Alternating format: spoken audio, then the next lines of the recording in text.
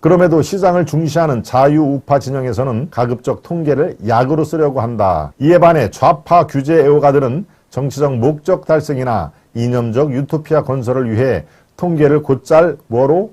제목에서 나왔다시피 도구로 사용한다.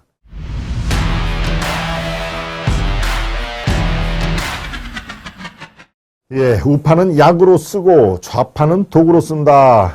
뭔가 좀 의미심장을 하죠. 이 칼럼 내용은 거듭 말씀드리지만 이 안에 정답이 있는 것이 아니로 여러분과 생각과 많이 다르고 뭔가 도발적인 그리고 논쟁적인 주제를 제가 가지고 온다 하는 말씀을 생각을 드립니다. 그거 참 현명한 전략이군요. 우리 세븐님. 지금 좀 아까 그 얘기 말씀하신 거죠. 정통 우파의 두 사람을 집중적으로 지지하게끔 하는 전략으로 수정이 됐다 하는 말씀. 오늘 갖고 온 칼럼은 조선 칼럼입니다. 필자는 서울대 환경대학원 사회학을 전공한 전상인 교수가 쓴 칼럼인데요. 통계를 주로 거론을 하면서 우파는 약으로 쓰고 좌파는 도구로 쓴다. 뭔가 좀 내용이 그럴듯한 그 제목인데요. 칼럼을 소개를 해 올리겠습니다. 이렇게 시작합니다. 주요 국가 통계 작성 및 활용 실태에 대한 감사원 감사가 막바지로 치닫는 가운데 지금까지 드러난 문재인 정부의 통계 조작 및 왜곡 의혹만으로도 꽤 충격적이다. 소득 주도 성장, 일자리, 부동산 정책 등에 관련된 정부 통계를 조직적으로 재가공한 정황이 속속 밝혀지고 있는 것이다. 외부 유출이 금지된 비공개 통계 자료를 예외 규정 급조를 통해 청와대가 열람하기도 했고 표본 선정의 졸속 변경이나 조사 숫자 임의 기입 등을 통해 이전과 아예 비교할 수 없게 하는 통계 단절까지 시도하기도 했다. 통계는 근대 국가의 필수 요소다. 국가와 통계는 어원을 공유할 정도다. 국가는 영어로 state, S-T-A-T, 그죠? state라고 또 얘기를 하죠.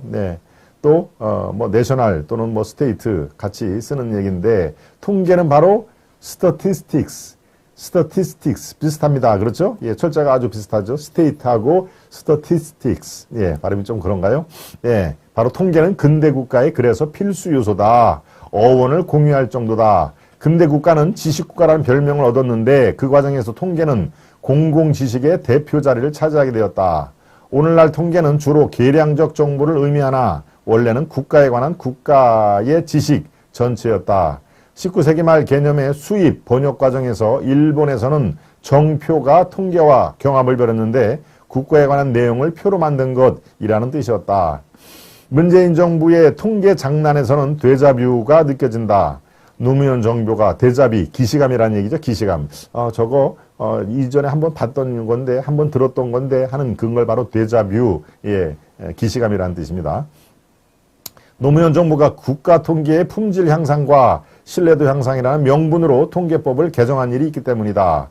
교육 평준화와 징벌적 부동산 정책, 재정 지출 확대 등의 정권 나름의 색깔을 담던 참여정부는 통계 품질 진단을 도입하여 통계에 대한 정부 검열을 합법화하였다. 중요한 통계를 만드는 민간기관을 정부가 통계 작성 지정기관으로 선정할 뿐 아니라 해당 업무 개선을 핑계로 승인 취소가 가능하도록 법제화했다. 이를테면 정부의 통계 독점 의지였다. 통계를 정부가 독점한다는 그런 의지를 표현했다. 언제? 노무현 정부가 그렇게 했다는 얘기입니다. 이번에도 사고를 친 것은 문재인 정부가 밀어붙인 소득주도 성장, 관주도 일자리 창출, 그리고 반시장 부동산 정책이었다. 그 나름대로는 소신과 회심의 정책이었지만 현실은 기대를 크게 배신했다. 이에 정책 실세들은 통계 재강으로 대응했다.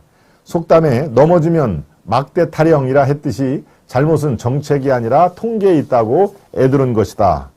지금도 그들은 스스로 한 일에 죄의식을 느끼지 않는다.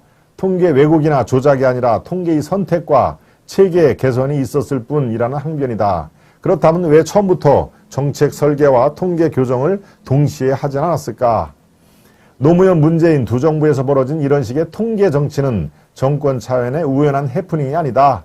대신 경제를 이념에 예속시키는 경제를 이념에 예속시키는 경우에 생겨나는 일반적 현상일 수 있다. 말하자면 좌파식 국가통계사용법이다.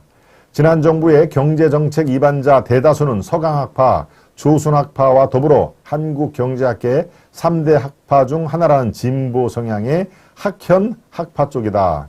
예, 학현학파는 얼마 전에 돌아가신 변형윤 선생이 주도적으로 이끈 학파죠. 예, 서울대 경제학과의 변형윤 교수. 예, 그 학현학파 쪽이다. 특히 소득주도 성장 이론가들이 그랬다. 정권 말기에 소득주도 성장 특별위원회가 펴낸 책은 소득주도 성장 이론의 뿌리가 자유방임 대신 정부 개입을 주장한 케인즈이며 그 깃틀은 그의 직계 조직인 로빈슨이 만들었다고 명시했다.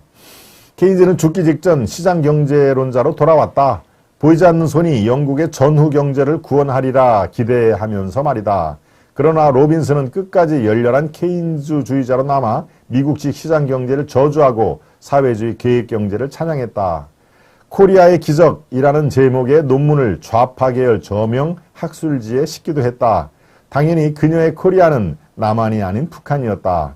예, 코리아의 기적이라는 그 논문을 쓰면서 코리아를 북한을 코리아라고 명기를 했다는 얘기죠. 예, 이 출발부터가 왼쪽으로 굉장히 기울어진 그런 그 학자임에는 틀림이 없습니다.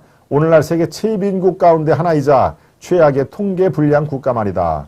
명세기 경제학자가 선전용 통계 자료에 그만큼 홀딱 넘어간 것이다. 아닌 게 아니라 좋은 통계가 나쁜 정책을 덮어주는 일이 사회주의 경제나 포퓰리즘 국가에서는 아주 예사로운 관행이 돼버렸다. 세상 어디에도 완벽한 통계는 없다. 궁극적으로 모든 통계는 정치적이기도 하다.